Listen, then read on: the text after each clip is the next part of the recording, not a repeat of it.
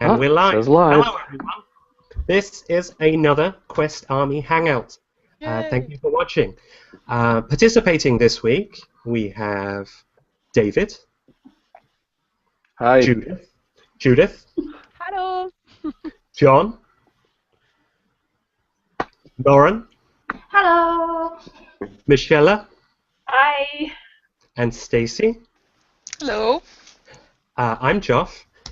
Our very, very special guest this week is none other than Creo himself, Jan Hutter. Hello, Jan. Yeah. Hello, guys and girls. Goedemiddag, ja. Thank you so much for joining us. We really appreciate this. Thanks for having me. Let's go straight into a round of questions. And David, why don't you start us off? Okay. I was watching some of the earlier Quest Hangouts, and I saw one of the interviews. They talked about on the first night of when you first were going through, I think, the Marwood. We heard that basically you all stayed out all night, and apparently there was some kind of camera failure going on. How did you keep everybody kind of occupied for the entire night? Because we heard you were the only one there with all the paladins. Yeah, that's kind of true. I wasn't so much bothered with the camera failure because I didn't realize that while we were shooting, obviously, because I was in the scene. My biggest problem was, like, especially in the first night, we tried those ear-ins for the characters. So we would have like the producers in our ear telling us if the next set is ready or not, because even though it was shot like in a one shot, you couldn't always be sure that everything would be prepared to the next place where something would happen. And this ear in, like, I drowned it in my own sweat, basically, like in like 5 minutes. And that made it especially hard because I haven't really been to some of the sets while they were like, I've been there the day before during the daylight, and we were just walking through at some of those sets, and they said, like, it's going to happen over here, there's going to be some installation over here, and some of them we did have time, fortunately, to go, especially like the ogre part. I could go there before the paladins actually came in, so I had a basic idea what's going to happen there. But apart from that, I was like all of a sudden completely by myself with those guys, like, who are completely strangers to me and who have no idea what's going on. And at some point, I felt pretty much the same.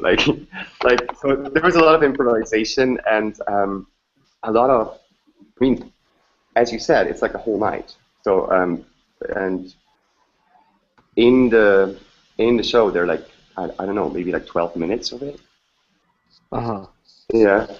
So there was a lot of stuff going on that night. Well, thank you. Awesome. Judith. Yeah. Jan, a few weeks ago you made us all very happy and excited by showing us an excerpt of Creo's diary, which you wrote for yourself. Do you do that as a preparation for all your roles? And did the word just like came flowing out through your fingers, or was it hard for you to write it? And of course, I'd like to know if there's any chance we might see more of that diary someday. Yes. I do. I mean, I think like each role has like a different preparation, I'd say. And I probably did a lot of writing and like research with this one in particular because of the improv stuff. In a way, you had your script, you knew what you had to say to them, but you had no way to tell how they would react. And since I knew that they were all like into fantasy stuff and that they're really like into like the backstory of it and stuff, so like we had bits from the story from the producers, and other bits we didn't have. But you know, as an actor, you have sort of like the idea of this might lead up to a following question. And if I couldn't find it in the and the material that I got from the producers, which was already really rich, but nevertheless not like for every possible question that would pop up. So I did a lot of writing with that, and I also talked back and forth with the producers if that is something that is like inside the Quest universe, or if it's like too far off. So there was like a lot of communication in it as well. But it really helped me to get a sense of that kingdom that they created for us, and to make me feel like I'm a part of it. And to answer the question, if you can see more of it, I don't know if it's stuff that is, as I said to you earlier, there's a lot of personal stuff in it that helps me connect with that part as well. And also there might even be some kind of spoilers in it, because I mean, we're all hoping for some more seasons of this, and there are still some stuff that is in the original mythology of the show that hasn't been like Revealed. that hasn't made it into the first season, and hopefully we will have time to show more. I hope so too. Thank you. We all do. Awesome. That's a great question. Thank you. Thank you. John, do you have a question for Jan? I do, but I think Stacy wanted to follow up. Oh, I'm sorry. Stacy, go ahead. Go for it. Which of the paladins really stretched your imagination as far as the backstory and the details, whether you had them prepared or had to make them up on the fly? Was there anyone in particular that was really inquisitive and really kept you on your toes? I would have to say that probably was Jim. Jim was so eager to know like everything. And there was this thing going on you don't see it in the show, but Jim and Crio, they had like this whole thing about the library of the castle once we were in the castle. Because as I think some of you know, Jim's thing, or Jim's dream is to become a librarian, or at least it was back then. I think it still is. Yes. And since there actually was a library, and well, I actually tried to get him in, but because the castle is like privately owned, there are like some of the like forbidden rooms, so I never even made it into the library. Oh, wow. Oh. that was pretty sad. That was pretty sad. Next season. Maybe, yes. We will find the way to the library. And also Jim was like, I mean, they were all like really into. As I said to my friends here and again, I think the biggest like charm the Quest has is like the joy in the eyes of the contestants. I mean, it's amazing when you see them going through that magical world and basically see them their dreams come true. It's just something that makes this show really unique, and you could really tell that they all lived for this moment, and they tried to suck up as much as possible. But Jim was probably the most noisiest one of them all. Awesome. Thank you. Okay. John, do you have a question? Sure, and it might seem like a very silly question, but then again, look at my surroundings. But the Straight up. Are you in a closet? yes, I'm in the closet. You know, like the private moments. But the okay, where Creo's concerned, we are talking, even though he's described, I believe, as a steward, right? Yes. Exactly. Which of course, a steward being in control of big events, whatever. But it's still pretty much a servant character to a lord or a lady. Mm-hmm. And in dramatic literature, this is a type of role which isn't exactly treated with that much respect. I mean, I'm sure we can mention Beaumarchais as an exception, but but then again, look at poor Leporello. Yeah. But Okay. but so I was wondering, what, and of course, that type of character, Yeah, usually it's used for exposition, and if it goes any further, it's usually comic relief. And of course, Creo does fit the exposition deal quite nicely. But this being said, what were your expectations, your own, going into that character? And did you have any deal in molding that character into the major lovable character that we saw?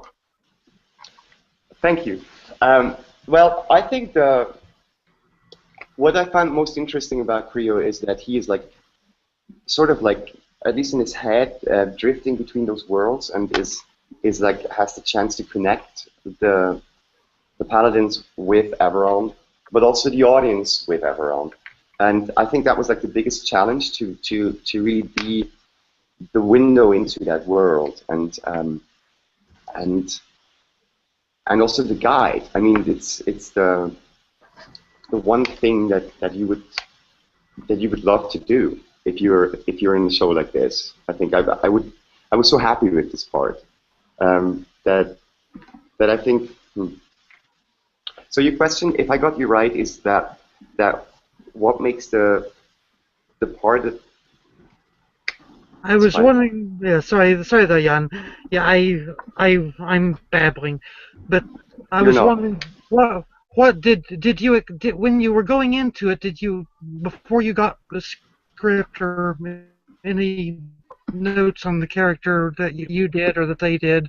What did you expect something along those lines, or did you, or you know, or how do I put this? Or what were your what did you expect before you got a script or anything like that the character would be? I actually didn't get a lot about the character before that. We got like the casting scenes and like a little description of him, and I got a sense of Creo more like when I got more of the script and found out where his journey goes to. And Creo has like this nice journey in it. So he's starting off like as this shy guy who has this big belief in the cause, and proves to be right at the end, and never losing that faith. And I think that is something that I try to empathize while shooting. That like even in the darkest moments, he has that sort of hope, even though he's not that brave. He still like has this strong sense of it's going to be okay because the fates are with us, or the paladins are with us. And it was an interesting choice. Yes. I think that's a very important ingredient to Everrealm, to have that kind of character, and I was very lucky and happy to play that. Yeah, and of course I was happy that the character went against trope. So. Yes, that's true. Yeah. Awesome. Thank you, Jan. Thanks for the question, John. Lauren, do you have a question? I do, and it's a pretty good follow-up to that last one. So, I guess what I'm wondering is how much of Creo is also Jan, and like how are you similar to him, and how are you different from Creo? I think there is a lot of stuff for me in it, considering like the silliness of it. You know, especially if you're comparing to Saranscar, which is like this really brave guy and stuff. So in a way, I don't know if you ever heard this, but you know, in the audition, the part was actually they were looking for a guy between like 35 and 45 and a tubby and like more like the Sam guy from Lord of the Rings. And when I got the call to go and audition for it, I was like so sure I'm not going to get it. But the scenes were sort of like I could totally connect to what he does in the scene. So I felt like even though if I'm not the type, I'm probably going to do a good audition at it, because it's sort of like I get the character even though I don't look it, or I don't look like the version of Crio that they first had in mind. And I thought, like, what the heck? I'm going to see this casting agent I haven't seen for quite some time, Fritz Fleischhacker. And it turned out that sometimes, if you're lucky and you have like really brave producers who are willing to like, step a little bit aside from the path that they first had in mind, they sort of like have you. God, it's been a long time since I spoke English. You're doing great. Not any translation, just tell me. Yeah, no, I will, Judith. I will come back to that. I think. No, but so I do think like there's a lot of me in that character. That's why I could connect to the script so well when I first read it. And yeah, what I really admire about Creo is like this faith that I was talking about earlier. That he keeps up his positive spirit. That is something that I, as an actor, can take out of this role and have like as a role model from the role. If that makes any sense. Yeah. Awesome. Michelle, do you have a question? Yes, I have. What would be Creo's reaction, or the first thing you would do if you, well, like, let's say, take Creo out of Everrealm and put him in our world? Like, what would he do? What would he say? How would he react?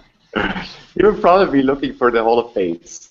like, what's going on here? Where am I? let's ask the Fates. They know better. There are no fates. There are no Fates here? No. Well, Crio can like travel through the dimensions. They must as well.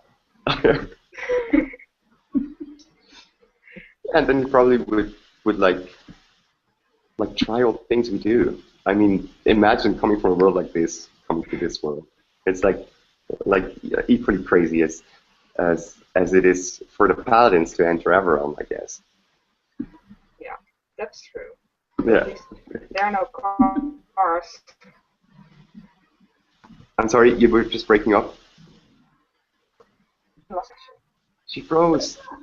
Why she was asking the question? Damn. No, you're back. Now you're back. You're moving. I'm back. Yes. I lost connection. Yes. But now I can hear you again. You were saying? I was thinking maybe we would get hit by a car or something. Like, that he was is dreaming too much, but he wasn't paying attention.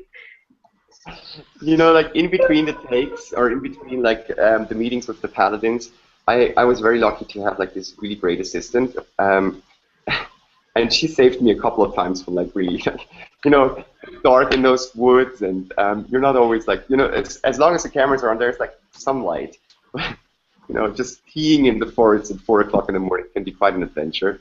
And she was always like taking care of me in the dark. Thanks. Awesome. I'm going to turn to Twitter for the next question. Yes. I'm going to apologize in case I mispronounce this person's name, but Hannah Kogut on Twitter would like to know, Jan, was this your first English role? How difficult was it not to have structured lines, but to have to improv so much? It was my first English role in front of the camera. I did the Midsummer Night's Dream at the Fringe Festival in Edinburgh, which was also in English. But in front of the camera was my first English part.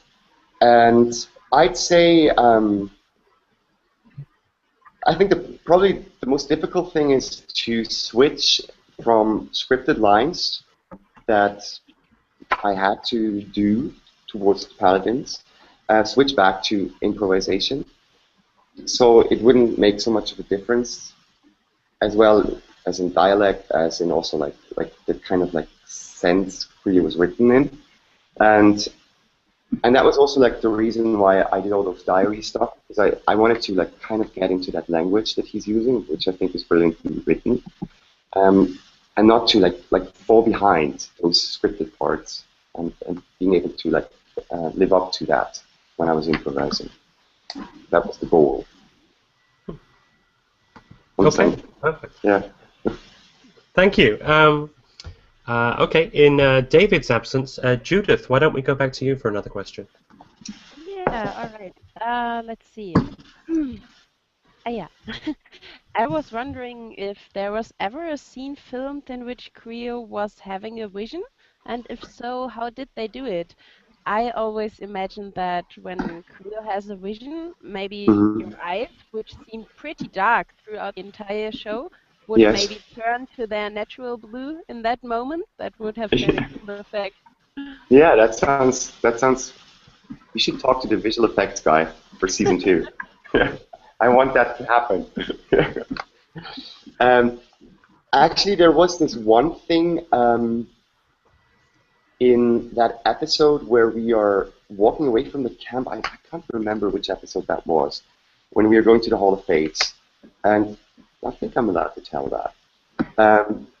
What they actually planned to do was that we wouldn't go back to the Hall of Fates, but that the Fates would magically appear in the trees, like high up. And they were experimenting with those 3D screens that you could, it's like a fabric, isogyene Gase, Judith, I don't know how you would say that. Yeah, It's like a some special kind material with of like a screen. 3D. Yeah. Yes, you can project 3D images on it. And that didn't quite work out well enough so you could shoot it. So they decided to do the Hall of Fates, like magically appear in the forest. So we were actually shooting the scene where Crio has like senses something, and that was, I think, parents were pretty spooked out by it because they didn't know what's going to happen. Because usually we didn't want to fake anything for them, so they wouldn't have to act or anything. But like on this particular day, someone told me, like, when you're hitting this spot in the forest, just stand still and say, I sense something, and then a cameraman will circle you, and then just keep on walking with them. And what they were trying to do, I think, was like this roundabout shot where the Hall of Fates magically appears. Wow. And that was kind of a weird moment because I was like, I sense something, and the camera guy goes around me, and the paladins are completely freaked out. What's going on? And then they're like, are you having a vision? Are you having a vision? And I'm like, Creo has like this. And I'm trying to like talk myself out of it as Creo, which is kind of weird because we never interacted with the camera guys, which I thought at the beginning to be really weird because I never did like this kind of reality television thing. I thought like the people would constantly be like annoyed or like bothered by the cameras. And Bertrand from Monster, the producer, one of our producers who had like probably the most reality TV experience, told me, that's the one thing that you don't have to worry about. Usually, in the first 5 minutes, people forget the cameras. And I didn't quite believe him, but it was so true. Like, even I completely forgot that we were filmed. It's like this, I can't really explain why this happens. Usually when you're on a set, you're totally aware of the camera. But in this context, probably because the takes are so epically long, they just disappear. They disappear in between the magic. It's hard to explain. It's Everrealm. Yeah, probably. By the way, were you wearing like dark contact lenses? No, not at all. The thing is, because usually in films you have like the shot and then you have the shot from the other side, and you have like time to put on light, and you get like the perfect light in your eyes. But because those sets were so big and like all over the place, and you couldn't like always light the eyes in the perfect angle. That's like one of the things that you have to like accept when you're shooting like this. So this kind of blue is very seldom seen. Oh, you didn't see that. Too high. Okay. Yeah. Thank you. Perfect. John, do you have a second question? No, I don't. So you don't have to worry about me rambling on again. Don't worry about it. Really, honestly, this is like a very weird situation. We're talking to each other across like 2 continents. I mean, And ocean. I'm babbling as well. It's also what, midnight where you are, Jan? Yes, that's true. That's true. Why did you There's that. time? I'm so tired. Yeah, no, I'm tired too. I was rehearsing the whole day, and but tomorrow I have a day off, so Excellent. it's like in the middle of the afternoon on the West Coast, isn't it? Yeah. Yes. Almost. Yeah. How long do you have to think about that, Joe? I've been taking cold medication. I'm not myself right now. Yeah. Oh, David's back. better soon. Hooray. Yay! Oh, yeah, right. Thank you. Okay, while David's coming back, Lauren, why don't we jump to you? Do you have a second question? I'm just kind of wondering what what the standout moment of the whole time with the Paladins was for you. Like, do you have a favorite moment or something that was really surprising, or what's the first thing that comes to your mind when you remember that month? Gosh, that's hard, but I know. well, the first two things that come to me, because actually there's so many to pick, but I mean, the one that might be pretty obvious because you could probably see it in all our faces how much we were blown away was pretty much like this morning when the sun rose above the castle and they saw it for the first time. I remember how that afternoon before we were actually shooting this, I saw the castle for the first time from this perspective. And we were like walking through the woods, and Jane Fleming, one of the producers, was walking with me. She said, like, okay, so we're going to walk down this path, you're going to take them there. And she didn't warn me what's going to happen. And all of a sudden you get out of the woods and you see that field and you see that castle. And I mean, I've been up to the castle in the morning of that day before, but you didn't see it like this. And I'm just like in the middle of talking to her and I'm seeing this, and I think I had the pee-pee in my eye, and she was like, oh my god, we should have so not shown you this. Because, but actually I'm kind of glad, because I don't want Creo, like in the first episode, to be like, ooh, this is my castle where I lived all my life. You know, it would have been so, but like, awe on the faces of them, I could totally understand, because I was blown away by it as well. Even like in the morning night, it was just like fantastic. And the other thing that I would have to like point out is probably something, because it hasn't made it into the show, but to me it was like one of the most touchiest moments, I guess, ever, even as an actor. It was when Bonnie sang "Crio the Brave" for the first time. It unfortunately didn't make it into the show, but that was pretty magical. And I remember the night when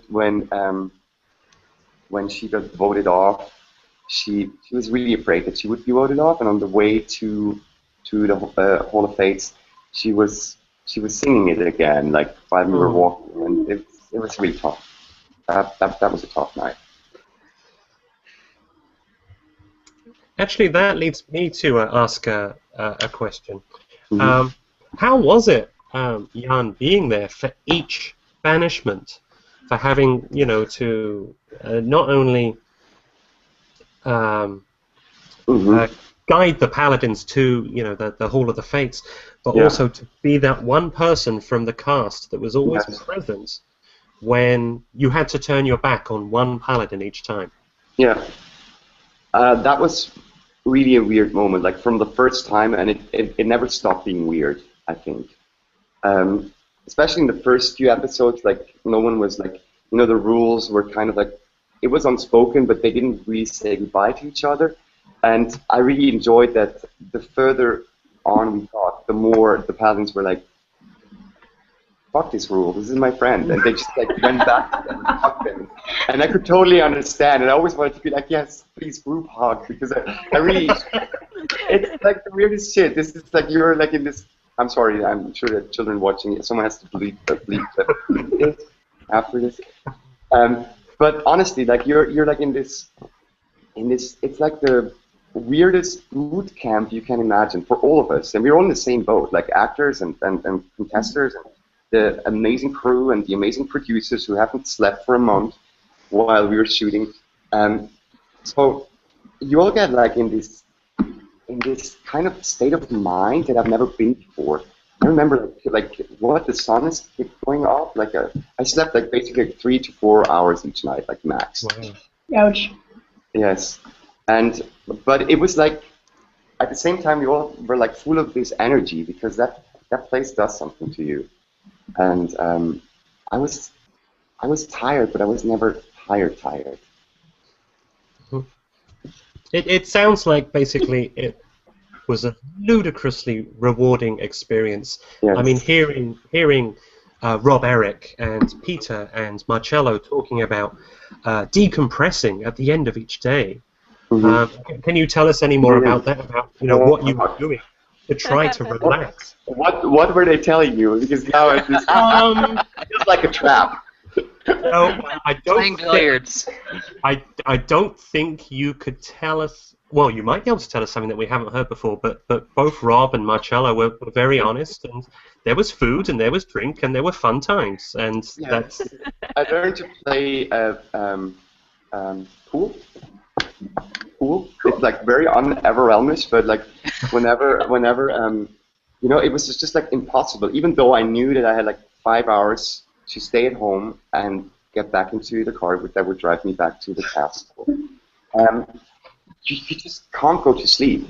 Like the dreams you're having while you're shooting the quest is like insane.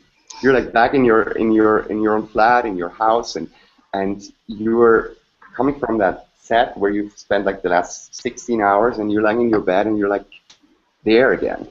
And then your alarm clock goes off, and you go back in the car, and you're there again. So it's like, yeah. So you needed like this hour or two after the day of shooting, and luckily we had like this bar just around the corner. We all lived like close by, that would open.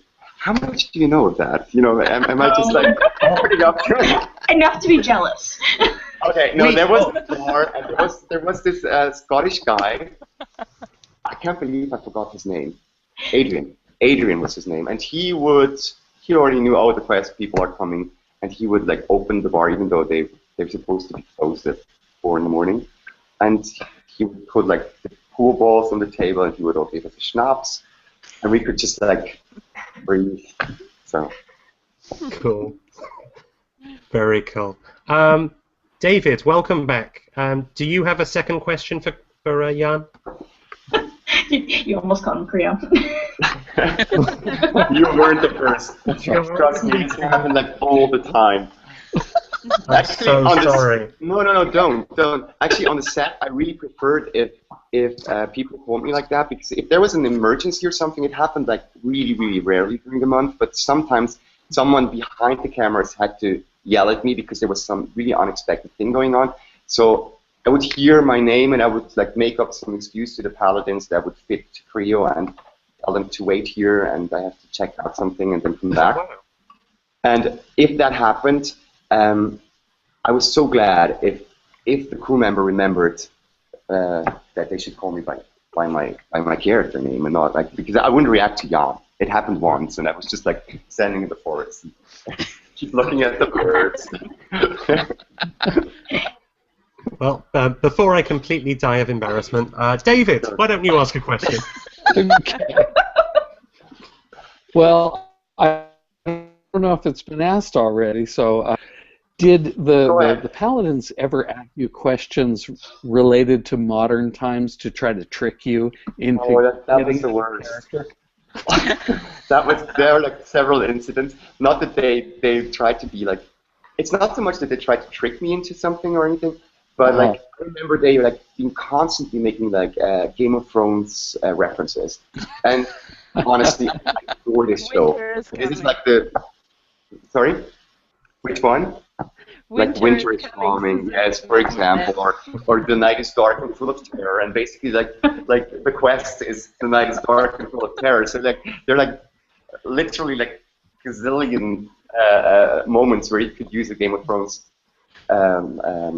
expression to describe the scene.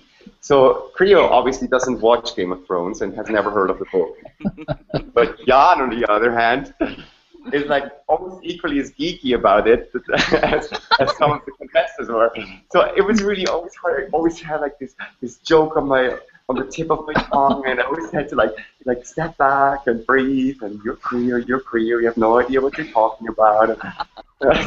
So there were a lot of like those moments in it, I guess. Thank you.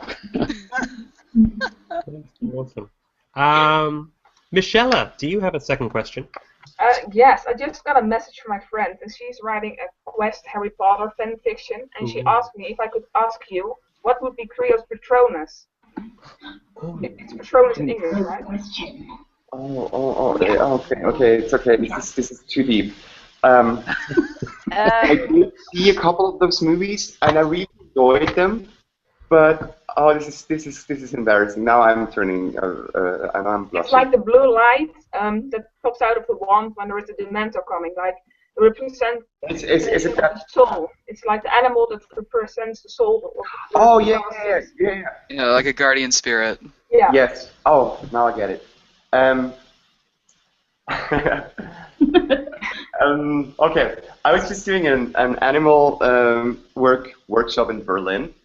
I don't know if you've ever heard of this. This is like some weird kind of acting technique that if you're trying to get into a new character, you find an animal that kind of resembles that character, and you try to like get habitus of that animal and bring it a little bit into the role.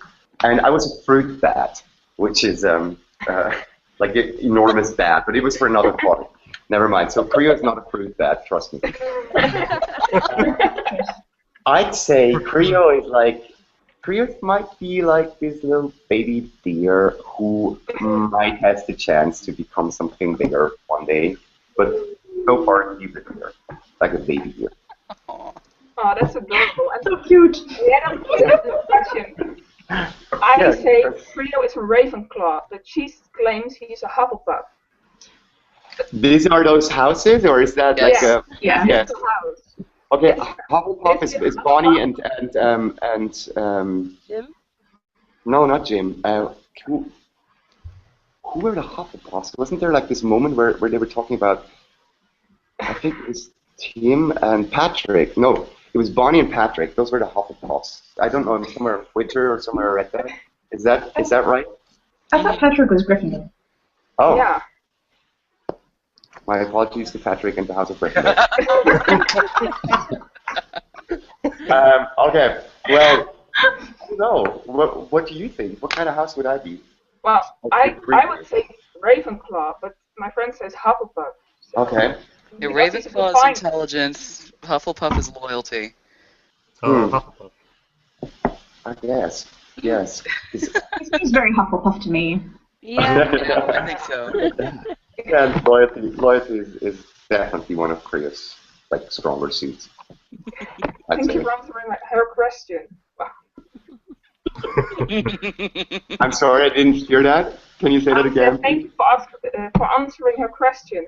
Okay, yeah, say hi to your friend. Is she the one who wrote that fan fiction? Because I once read one where Creo is meeting the guys from Harry Potter, which was like really amazing. No, she doesn't share them because she's not on social media and that kind of stuff, so that's why I'm asking it. Oh. Okay, understandable. But I did read one that was really brilliant. I can't remember the name of that girl who wrote it. Okay, Stacy, do you have a second question? I do. I was reading your page, Jan, and I saw that you had studies in both stage fighting and in writing. Were there any chances, like during the exile in the Marwood, where you were hoping that Creo would get to tangle, like with the Dark Riders and defend Queen? You mean ride a horse on a? Honestly, if you would have seen those guys on those horses, it was like the last thing I wanted to do. Honestly, like those paths were like really steep and like those horses were big ass horses, like really big horses. And I think they were from those. They're like whenever there's like a film done in Europe with horses in it, like all those medieval things, and there are a lot of those kind of scripts that have been shot in Europe. They're probably those guys that are in them. And I think they were from Hungary, I'm not quite sure. Yes, I think, or maybe Czech. They were amazing, like really, like they could like basically like figure skate with that horse. I never saw anything like it. Like, yeah, like the producer came up to them and said, like, yeah, can you like do 4 steps in this way, and then like run off with the horse this way, and then through the field, and then past that tree, And it was like almost like the horse understood what the producer was telling the writer, and Oh, wow. like it was magical, really. So I think whatever I would have done on that horse, it would not have looked as great as what those guys did. Well, I hope to see your skill with that at some point, hopefully in a future season. Yeah, I would love to do that. I think I'm quite good with animals. I think most of them. Yeah. So bring me a horse.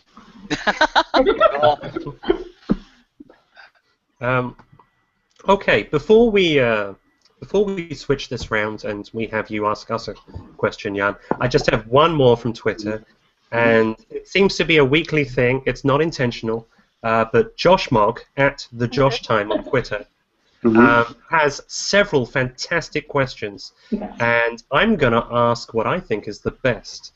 Okay. If Creo were a villain, which 3 paladins would he coerce to his side? Why them? And how would he do it? How? Which 3 of them would? Oh my God.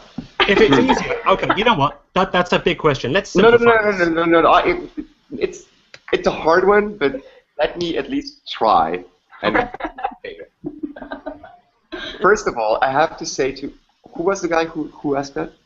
That was Josh at the Josh Time. Yes. Okay. Yes. Hi, Josh. Yes.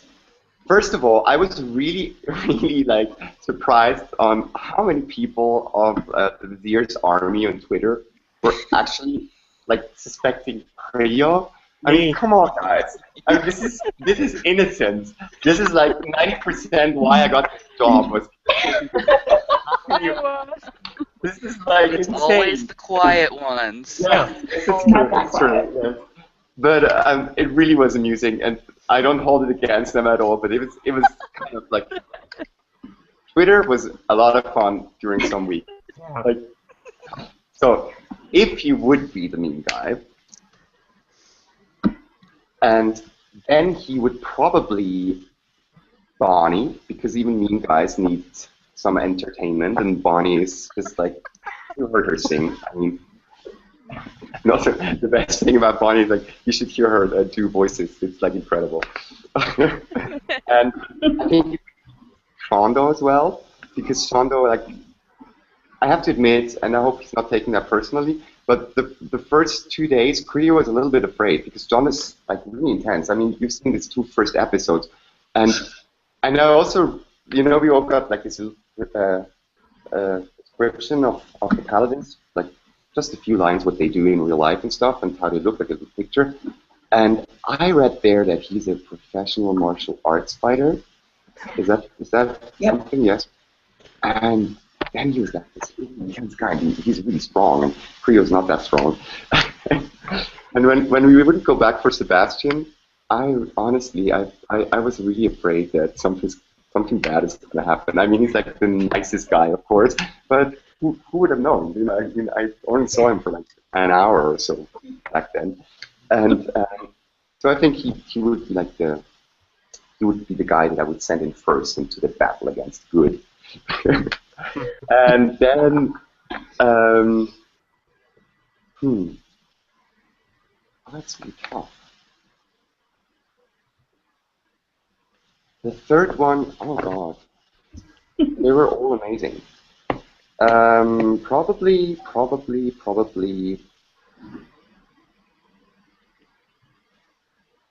Letitia. Why?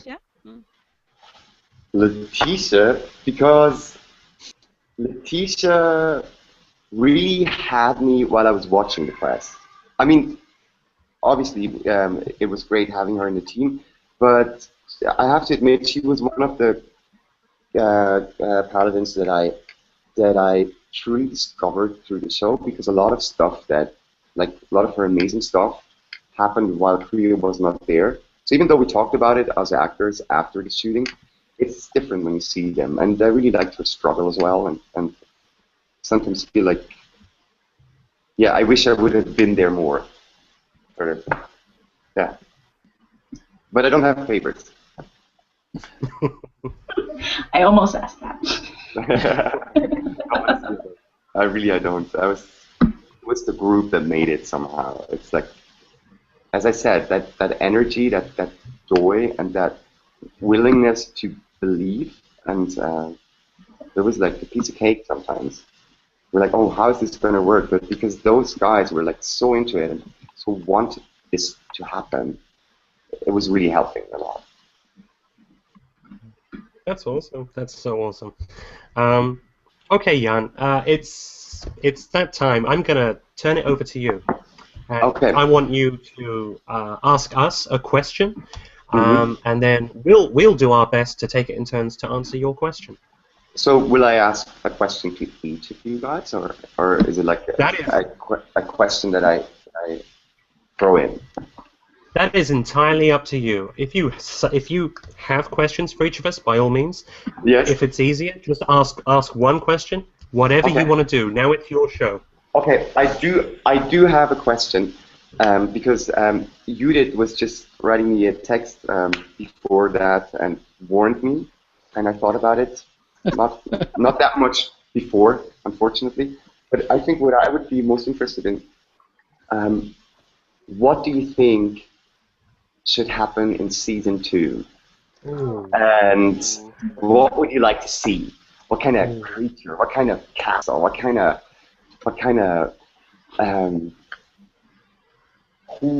yeah, that's probably Okay. like do you have like, you know, if you just imagine you're the producer for once and you can go crazy shit. Oh, no. The problem here is I could talk about my ideas for a couple hours, and we don't have a couple hours. So, I had a feeling that this is an easy one. so if you have something, please stick your hand in the air and I'll call on. Because if you don't, I have to talk. Well, I'm sure we'll all think of I see a something couple very of hands. Yes, I think so too. Oh, you know what's going on right now? Is my screen is frozen, so I can't even see them Okay, holding up their hands. go in order. So Go in order. So it's I think Well, do I I mean think to go? basically everyone has an idea. I think Okay, David is holding. Yeah. okay, Judith let's, is holding on. let's start at Almost. the end. Well, David, go ahead. when I first started the Quest Army Facebook page, I was trying to look up other locations, and I found out that Dracula's castle in I saw Romania that was too. for sale, and I Yes. thought that would be such a cool place to do, and maybe it could be Connacht, the kingdom of Connacht, because it's furthest north, and maybe film it in wintertime, so it would be cold, and there would be a lot of different kinds of scenes you could do with outside in the snow, and and then the Awesome. government itself, because it all fell to Verlocs, they'd have to overthrow them somehow. So they'd not only have to learn things like sword fighting, but maybe some type of espionage or something that could, get to the government or get to the powers that be and overthrow them somehow in some dastardly way. That was my idea for That is season 2. amazing. I hope someone's writing this down right now. It'll be on YouTube. Yes, right. We can come back for reference. Yes. Okay, Great. Judith, go ahead. Yeah, I agree with David that it should be a completely different setting. As much as we all love Castle Sanctum, I think if a second group of contestants came into Castle Sanctum, it wouldn't Yes. be the same because the surprise would be there. Yeah, Yes. because they would sense. know what to expect. So it should either be far up in the north, like Connacht, as you said, or maybe one of the seafaring kingdoms, maybe one of the southern kingdoms, like Ora or maybe Fortitude. And you could do that like in the Mediterranean area where there are some great palaces and something which don't exist in America and probably would be an eye-opener just like Castle Sanctum. And concerning the story, I think Yeah, I would love to see all of the characters again, like Crio, Queen Ralia, Saranska, of course. But yeah, it probably would be most interesting to see what the Vizier is up to. Where did he go? What is he like? What mischief is he planning? So probably the others would just have a like a short cameo, except for Crio, of course, because he would have to get the new paladin. Yeah, new paladins. If I just throw something in, and as much as I like your idea, I have to admit, if Judith is talking about going south and having like this tropical Mediterranean environment, kind of sounds like a fun month, you know. And again, freezing in Romania. I mean, it sounds like quite the experience, but anyway, you would be there. Yes, I like that. Shorts on and everybody wearing suntan lotion. Yes, exactly. I'm going to be like, go do that challenge. I will wait here in the sun. Yeah. If it's in the Mediterranean, though, I'd love to see a kraken. A kraken? What's a kraken? Like Like in the Pirates of the Caribbean, the giant. What? The giant squid. Yeah. The giant kraken. Yes. Underneath. Is that the same word in English? Kraken? Kraken. Kraken. Oh, very interesting. Cool. Yes, I would like to see that too. Okay, let's keep this moving. John, do you have a response? Ooh, it's a hard question after all these answers. Yes, However, and at this point in time, right now, I'm still looking bottom line. Let's get to season 2. Yeah. that is actually true. Yes. But well, I mean, it's things like this make me hate producing myself. But I'm pretty much with David about, they have left it open for a sequel season. In that, you have these other kingdoms that fail. The Grand Vizier has been in Verlox's employ, therefore he's probably taken over for Verlox in ruling these other 11 kingdoms. And I would disagree with you on one thing, that since Sanctum is the one kingdom which has been liberated, naturally all operations would be held from there. That's a point. That's a point. However, at the same time, I want to see the original 12 too. Yeah, I totally get that. You fall in love with the characters, and you fall in love with the paladins, of course. Yeah, I mean, yeah. I'm not saying, I'm just listening. Do you have John? Do you have a character that you would like some kind of magical creature that you would like to see in season 2? Is there anything that pops up to your mind, into your mind? Well, besides David's Kraken. For example. But no, not really. I think that the dragons were enough. Like magical creatures. It gives it the magical land flavoring, but it's still not so much as to take away the reality grounding of it. Right. Mm-hmm. Cool. Okay. Lauren. Well, I guess that my priority is season 2 happens, yes. As well. B, I'd really love to see Crio and Ansgar and Queen Ralia come back and show the Vizier and Verlox who's boss. And I would really like to see the paladins from this season sneak in as like part of the training team, just like hanging around as like the side characters. And I mean, the Quest Army is extras. I volunteer. Yes. I could probably Did you guys all apply? Extras. Did you audition? No. For season We 2? live in the Netherlands, so no. Oh, yeah, I thought that. I was not quite sure because I heard a little bit of an accent and I thought maybe it's Netherlands. Yeah, it is. Maybe there's a castle in the Netherlands. Who knows?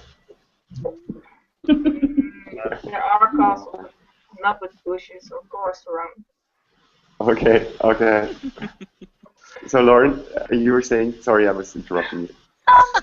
That's pretty much it. I want to be an extra. I want all of y'all to be extras too, and we can just hang out in Everrealm and be random extras and awesome. We will walk the mastiffs. Yes, and don't do Game of Thrones references. It will crack me off now. Yeah. Michelle. Yeah, well, I have multiple ideas, but it would be kind of interesting if they didn't have a castle in the beginning. They just like had to reclaim it before they could get in, like piece with piece. Like in a castle, there are always kind of areas. You have the outside wall, and then you get next. It would be interesting if every week they get a little bit closer to the inside of the castle. Just reclaim it, because I like it when the TV series or movie gets kind of dark. Like yes. there's even a lot of rings in the ending. It gets really dark, and then at the end there is light, there is happiness, and they find something in there. Like makes so like more like a that. journey.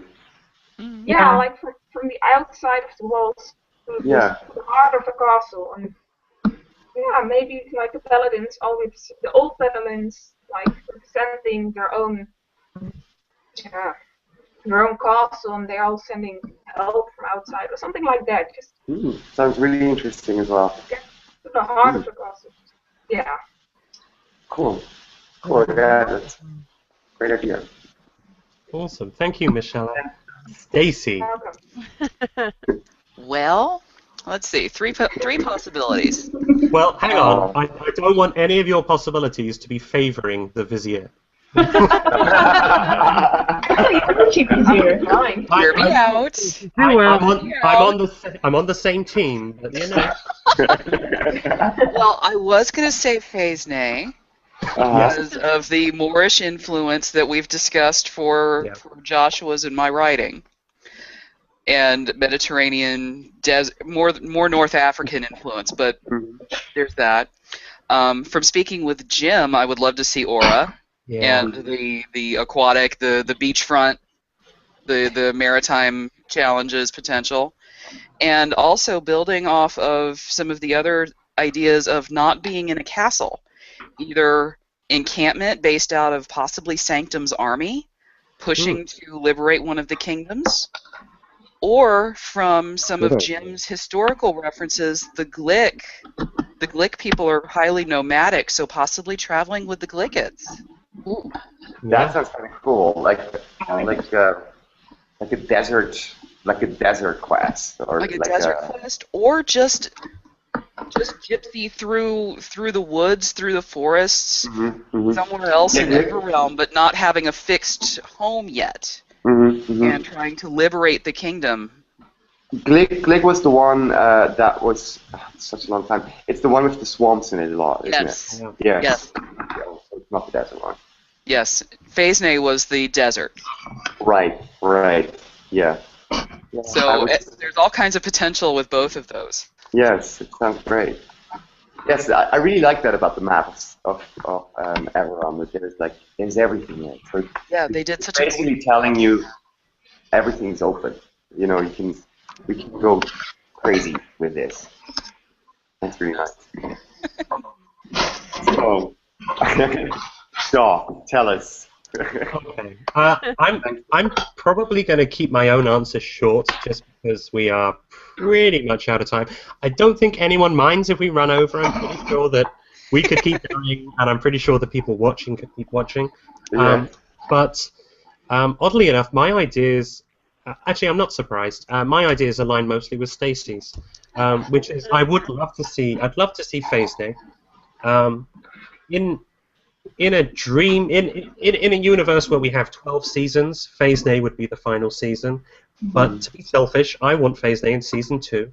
I want to see the return of Crio and Sir Ansgar and Queen Ralia, and I want to see a diplomatic party with those 3 people, and the 12 new paladins, and then supplemented by some of the returning paladins. You know, maybe Patrick's back as the Queen's Guard, maybe the one true hero, maybe Lena returns to inspire the paladins, Bonnie the Bard.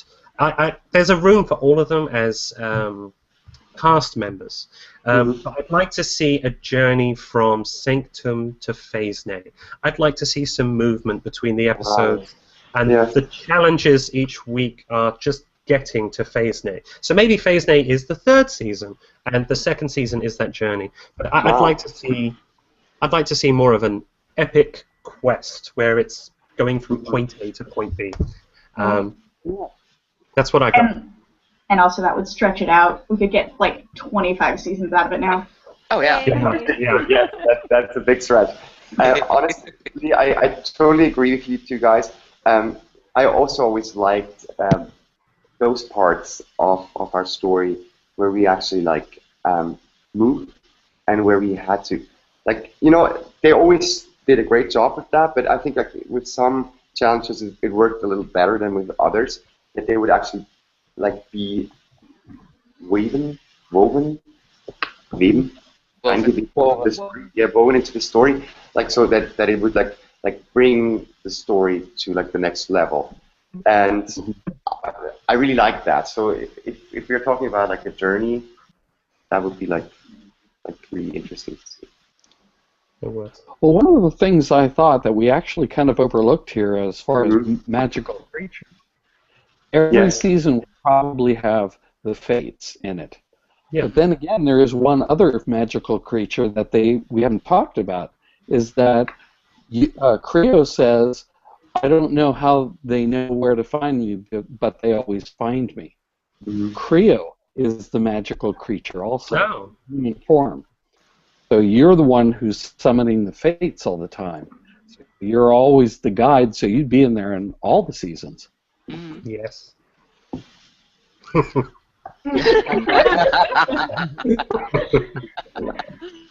Your check's in the mail, David. I'm just smiling wisely and fine. Okay. I really speaking so many wise words. He's like, is that? Oh no, now you're back. Where are we for a while? Sorry, I must have been going out. Yes. I really hate to do this, guys, but we've shot past our hour. None of you have to go anywhere, but I'm going to take the Hangout off air. Before I do, Jan, it has been an absolute pleasure. Thank you so much for doing this, for giving us your time, especially since it's now 1 in the morning. It's Judith and Michelle too. Thank you so much, all of you. Yeah, exactly. So, couldn't have missed it. So, thank you, David, Judith, John, Lauren, Michelle, Stacy, Jan. Thank you all so much. Thank you so much. This has been the Quest Hangout. We'll see you in the next one. Goodbye, everyone. Bye-bye. Bye. Bye.